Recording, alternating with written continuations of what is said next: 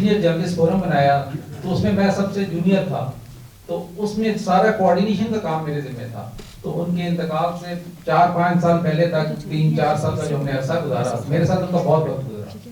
اور میں سب سے پہلے آ جاتا تھا جب سینئر جرنلسٹ فورم ہوتا تھا، تو ریاض صاحب سب سے پہلے آتے تھے اور ٹائم کے بہت پابند تھے. اور ہماری پھر وہاں میں کافی جو ہے بات چیت ہوتی تھی پرائیویٹلی، اور سارے ایشوز کے اوپر وہ ڈسکشن کرتے تھے. 2 چیزیں میں نے ان میں بڑی دیکھی. ایک تو ان کا اکراس دا بورڈ جرنلسٹ جو ہیں ان کی جو معاشی حالت ہے اس کے اوپر ان کا بڑا کنسرن ہوتا تھا کہ جرنلسٹ جو ہیں جو جاب لیس ہیں یا جن کو ویجز نہیں مل رہے، ان کے اوپر ان کا مطلب صرف کنسرن نہیں ہوتا تھا، بلکہ وہ یہ بھی سوچتے تھے کہ اس کو کیسے بہتر کیا جا سکتا ہے. تو اس کے اوپر وہ سجیشنز لیتے تھے، ڈسکشن کرتے تھے. جب پاکستان تحریک انصاف کی حکومت آئی تو اس وقت خاص طور پہ میڈیا کے اوپر ایک اٹیک ہوا اور لوگ بے روزگار ہوئے اور کافی مسائل پیدا ہوئے. پریس کلب کی گرانٹس بند ہو گئی، چیزیں کافی مشکلات پیدا ہوئی. تو ایک بالکل ڈیڈ لاک سی کیفیت تھی میڈیا اور حکومت کے درمیان. تو مجھے انہوں نے کہا کہ یہ کام جو ہے نا گڑبڑ ہو گیا ہے، یہ اب نہ تو جرنلسٹ کو انیشیٹو لے رہے ہیں حکومت سے ملنے کے لیے، اور حکومت تو چاہتی بھی نہیں ہے، تو آپ اس میں کچھ رول پلے کریں. میں نے کہا جی میں کیا کروں؟ کہتے ہیں یار کسی حکومتی وزیر کو پکڑ کے لائیں خاص طور پہ انفارمیشن سے ریلیٹڈ ہو. تو فواد چودھری صاحب کو بات سننے کے لیے تیار نہیں تھے. تو پھر میں نے بتایا جی فواد صاحب سے بات ہوئی، وہ تو آنے کے لیے تیار نہیں. تو کہتے نہیں آپ نا یوسف بیگ مرزا کو لے کے آئیں. تو اس وقت ان کے میڈیا کے ایڈوائزر تھے. تو پھر ہم نے جب یہ پرپوزل اپنے جرنلسٹ فورم میں رکھی، کیونکہ جرنلسٹ بہت ناراض تھے اس حکومت سے اس وقت، تو انہوں نے بالکل لوگوں نے بہت مخالفت کی کہ آپ کو کیا ضرورت ہے اس کے بلانے کی یوسف بیگ مرزا.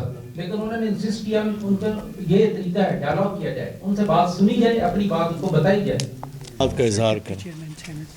پروفیسر احسن اقبال صاحب. ٹھیک. بسم اللہ الرحمن الرحیم.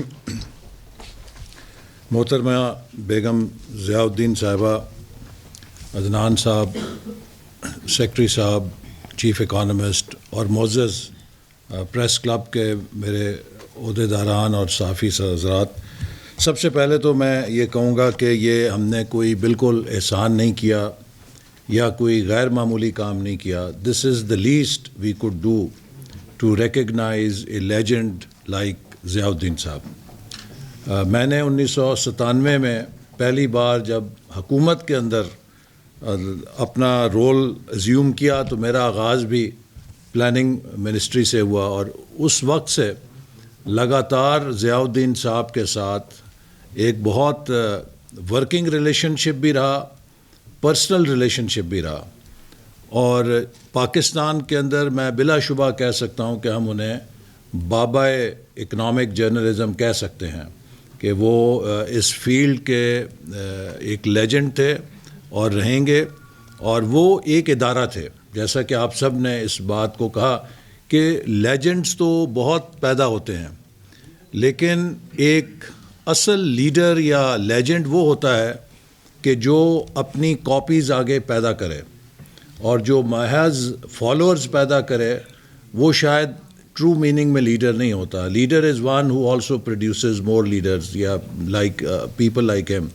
تو انہوں نے اپنے جیسے نئے ضیاء الدین پیدا کرنے کی کوشش کی اور پیدا کیے. تو میں عدنان صاحب سے یہی کہوں گا کہ دیکھیے، تاریخ کے طالب علم ہونے کی حیثیت سے میں یہ کہہ سکتا ہوں کہ کبھی بھی کسی معاشرے کے اندر اکثریت نے تبدیلی نہیں لے کر آئی. It is always a critical mass of people. کسی بھی پروفیشن کے اندر آپ 100% لوگوں کو ایک مطلوبہ معیار کے اوپر نہ پرکھ سکتے ہیں، نہ توقع کر سکتے ہیں. ہر شعبے کو، ہر پیشے کو، ہر ادارے کے اندر ایک اقلیت ہوتی ہے اور ایک کریٹیکل میس ہوتا ہے جو اس کا ڈرائیور ہوتا ہے، باقی فالوورز ہوتے ہیں. تو اس لیے پریشان ہونے کی بات نہیں. جو اصل بات ہمارے لیے حوصلہ افزا ہے کہ ہمارے صحافت کے اندر ایسے بہادر اور جری لوگ موجود ہیں کہ جنہوں نے 75 سالوں کے اندر بدترین سے بدترین حالات میں بھی کبھی طاقت کے آگے سر نہیں جھکایا. اور میں سمجھتا ہوں کہ پاکستان کی سب سے بڑی جو اسٹرینتھ ہے وہ اس کی سول سوسائٹی ہے. اور بسا اوقات مجھے یہ کہنے میں کوئی ہچکچاہٹ نہیں کہ سیاست دان بھی سیاسی مصلحتوں کے شکار ہو جاتے ہیں چونکہ وہ سیاست دان ہوتے ہیں، لیکن کم از کم اس ملک کے اندر 2 طبقے ہیں کہ جنہوں نے ہمیشہ آئین کی بالادستی کے لیے اور جمہوریت کے لیے نڈر ہو کے آواز اٹھائی ہے. ان میں ایک صحافی ہیں اور ایک اس میں وکلا ہیں. یہ 2 طبقے اگر پاکستان میں موجود نہ ہوتے تو شاید ہم ایک بہت ریگریسو کنڈیشن کے اندر جا چکے ہوتے.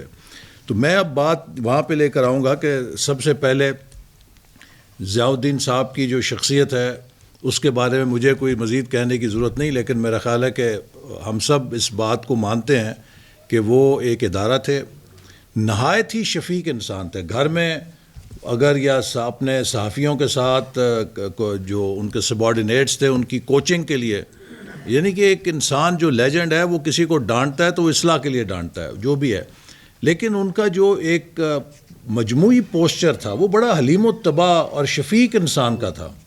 اور وہ سخت سے سخت بات بھی اس انداز میں کہنے کا ملکہ رکھتے تھے کہ وہ دوسرے کو اوفینڈ نہیں ہونے دیتے تھے، کہ ان کا وہ اختلاف کسی کے لیے ایک پرسنل بات نہ لگے کہ وہ ایک نفرت کی بنیاد بن جائے یا ایک ناگواری کی بات بن جائے. وہ ان کے اندر بڑی یہ صلاحیت تھی کہ وہ ناگوار سے ناگوار بات بھی ایک اس انداز میں آپ کو کنوے کر سکتے تھے کہ آپ اس سے اصلاح کرتے تھے یا اس کو آپ ایک اچھی اسپرٹ کے اندر، تنقید کے اندر اس کو لے سکتے تھے.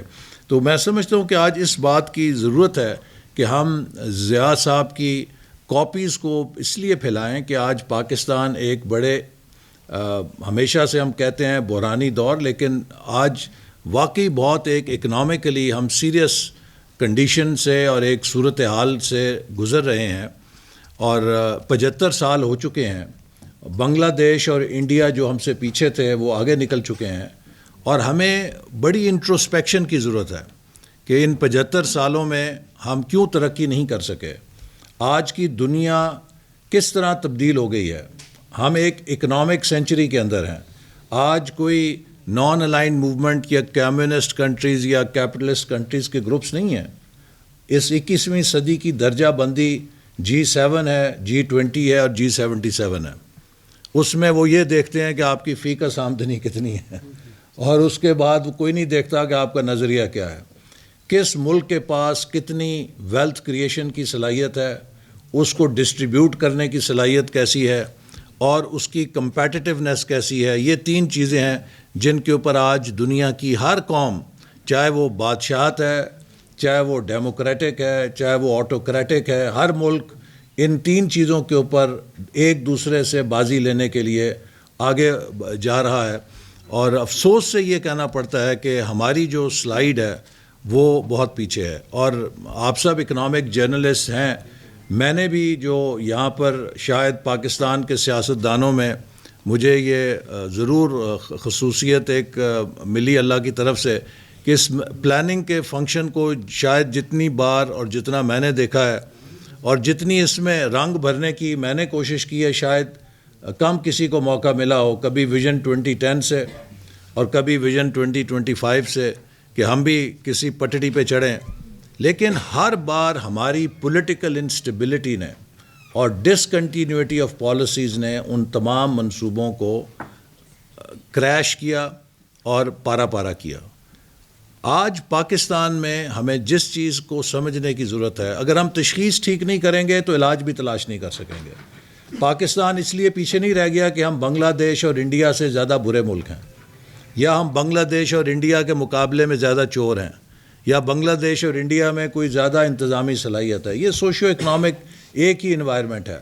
صرف اور صرف فرق ڈالا ہے استحکام اور پالیسیز کے تسلسل نے. جب 1991 میں ہم نے یہاں پہ liberalisation of economy, privatisation, deregulation ساری چیزیں کی، وہی چیزیں انڈیا نے فالو کی اور وہی چیزیں بنگلہ دیش نے فالو کی، لیکن ان کو سٹیبلٹی کے ساتھ چلایا گیا، وہ آج آگے نکل گئے.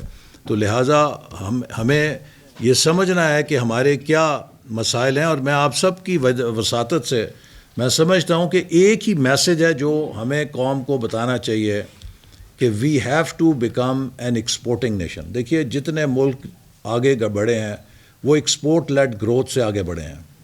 ہم نے 75 سالوں میں جب بھی آگے بڑھنے کی کوشش کی، گروتھ پہ گئے، ہماری ڈیمانڈ بڑھی، ڈالر کنزیوم کرنے کی صلاحیت بڑھی لیکن اس کے مقابلے میں ڈالر بڑھانے کی صلاحیت پیدا نہیں کر سکے. اور میں اس بات پہ کئی دفعہ اظہار کر چکا ہوں. ہمارے مستقبل کا انحصار صرف اور فقط اس بات پہ ہے کہ 32 ارب ڈالر سے 100 ارب ڈالر کی ایکسپورٹ پہ ہم 5 سالوں میں جائیں گے یا 10 سالوں میں جائیں گے. اگر ہم نے 5 سالوں میں کر لیں تو بیڑا پار ہے, اور اگر ہم نے 10-12 سال تک کچھوے کی چال سے وہاں تک پہنچے تو پھر مشکلات ہی مشکلات ہیں, پھر دلدل ہی دلدل ہے. سو ہم جب بھی یہ گروتھ کرتے ہیں, ڈالر کنزیوم کرتے ہیں, کماتے نہیں ہیں, balance of payment crisis, emergency break لگاؤ, اکانومی کو سلو ڈاؤن کرو, پھر کریش ہو کے ہم وہیں آ کھڑے ہوتے ہیں. تو لہٰذا ہمیں سنگولرلی ایک سنگل پرپز آف مائنڈ کے ساتھ فوکس کرنا پڑے گا کہ اس ملک کی معیشت کو, زراعت کو, صنعت کو, سروسز کو, ہر پاکستانی نوجوان کو کس طریقے سے ایکسپورٹ کی طرف لگایا جائے اور ایک ملک کو اقتصادی کامیابی کے ساتھ ہم آہنگ کیا جائے. اور ایسا کرنے کے لیے اکنامک جرنلزم اس ملک کے اندر بیک بون کا رول پلے کرے گی, تاکہ ہمارے لوگ انفارمڈ ہوں کہ آج کے امپیریٹیوز کیا ہیں, گلوبلائزیشن کے امپیریٹیوز کیا ہیں, ریجنلائزیشن کے امپیریٹیوز کیا ہیں, دنیا کے اندر جو اقتصادی رجیمز آ رہی ہیں ان کے کیا امپیریٹیوز ہیں, ہمارے فارمر کو کس طریقے سے بین الاقوامی چیزوں کے ساتھ ہم آہنگ ہونا ہے, ہمارے بزنس مین کو کیسے ہم آہنگ ہونا ہے. یہ ہیں جن کے اوپر ہماری مستقبل کی زندگی موت کا فیصلہ ہونا ہے. لیکن آپ ہمارے ڈیبیٹ دیکھیں, ہمارے جو نیشنل نیریٹیوز ہیں وہ ہیں کہ جن کے ساتھ ہمیں 1 سینٹ کا بھی فرق نہیں پڑے گا کہ ہمارا مستقبل کیا ہوگا. تو کس طریقے سے ہم ایجنڈا سیٹنگ کریں جو کہ اقتصادی سمت میں آئے, کس طریقے سے ہم لوگوں کو زیادہ انفارمڈ کریں تاکہ ان کی چوائسیز ٹھیک ہوں, اس کے لیے اکنامک جرنلزم کا ایک بہت اہم کردار ہے. اور میں سمجھتا ہوں کہ ضیاء الدین صاحب نے اپنی پوری زندگی میں اس کردار کو جس اچھے طریقے سے خندہ پیشانی کے ساتھ نبھایا, وہ آج ہم سب کو اتنی بڑی دیکھیے دیر ہو گئی ہے, ہم سب اس محبت میں, ان کے احترام میں یہاں بیٹھے ہیں. اور میں سمجھتا ہوں کہ یہی وہ اصل کمائی ہے. میں اکثر اپنے لوگوں کو بھی یہ کہتا ہوں کہ کوئی بھی منصب عارضی ہے, لیکن آپ کی لیگسی ہمیشہ کے لیے ہے. What legacy do you leave behind is what matters. کہ آپ اس عہدے سے چلے جائیں گے, آپ منصب سے اتر جائیں گے, آپ زندگی سے چلے جائیں گے, تو لوگ آپ کو پیچھے سے کیسے یاد کریں گے. اور آج میں سمجھتا ہوں کہ ضیاء الدین صاحب کے لیے ہم سب یہ گواہی دے رہے ہیں کہ انہوں نے ایک بہترین انسان, ایک بہترین صحافی ہونے کی حیثیت سے اپنی جو فرائض سر انجام دیے, شاید یہی ان کی بخشش کا سامان ہوگا.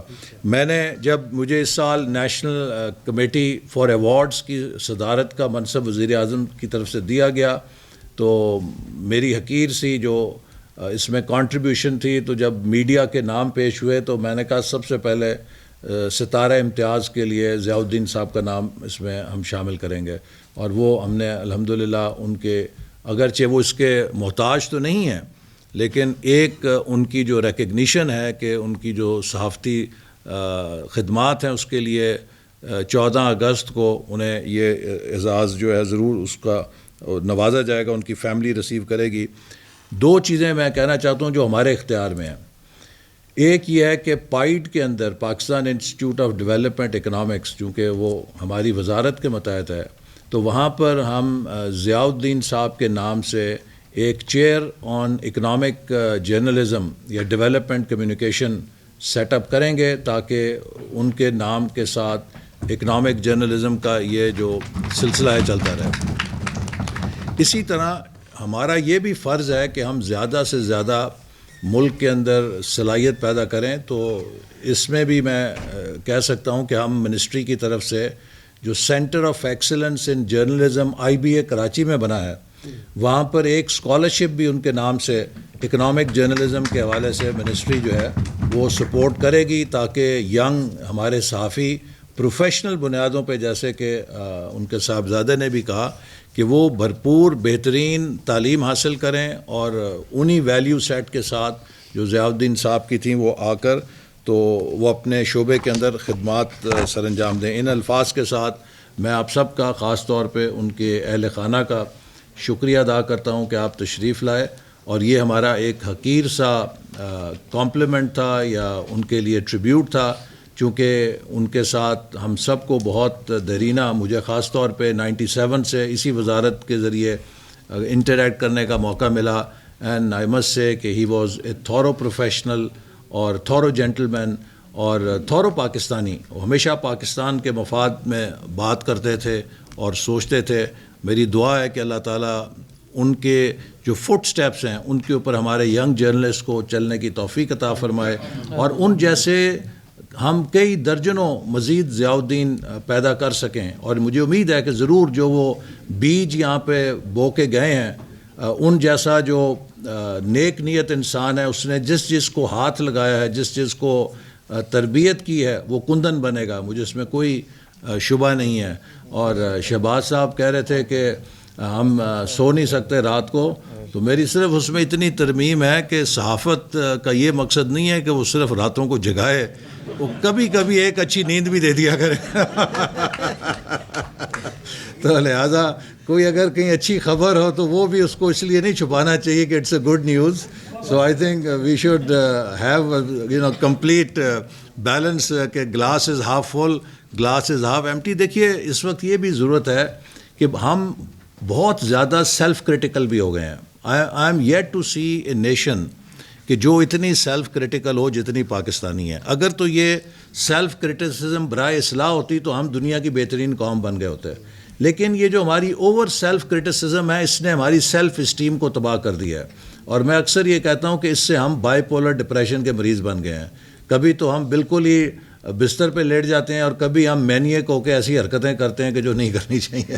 سو لہٰذا آئی تھنک نیشن کی سیلف اسٹیم بھی ہمیں ریسٹور کرنی چاہیے، لیکن اصلاح کے لیے تنقید بھی کرنی چاہیے تاکہ جو غلطیاں ہیں ان کو درست کیا جا سکے. اور میرا خیال ہے کہ ہم بھی اسی جذبے سے ہمیشہ شہباز صاحب کی سٹوریز کو لیتے ہیں کہ اگر اس میں کوئی کمی کوتاہی ہمارے کام میں انہوں نے نشاندہی کی ہے تو ہم اس کو ٹھیک کریں. اور یہی باقی بھی جو دوست ہیں اور ساتھی ہیں، اگر ان کی کوئی کریٹیکل رپورٹ ہوتی ہے تو that doesn't offend us. We try to see کہ how can we correct that. But as I said کہ journalism should not just be about reporting the bad news.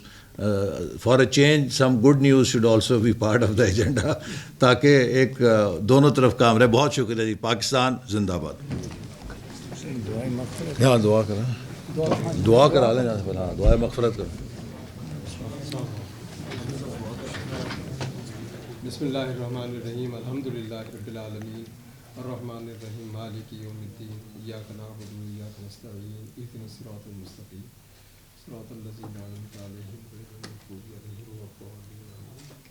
قل اللہ احد اللہ الصمد لم یلد ولم یولد. قل اللہ احد اللہ الصمد لم یلد ولم یولد. قل اللہ احد اللہ الصمد لم یلد ولم یولد. اللہم اغفر لحسابنا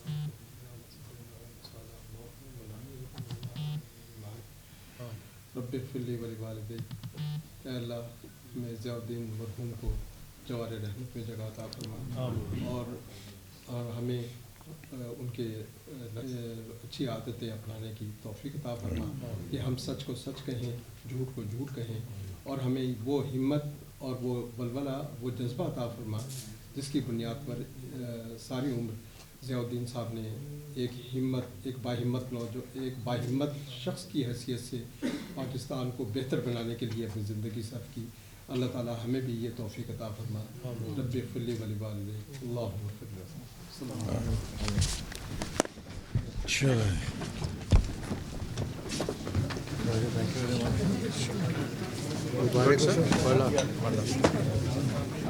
ایک دو فائل سینے ابھی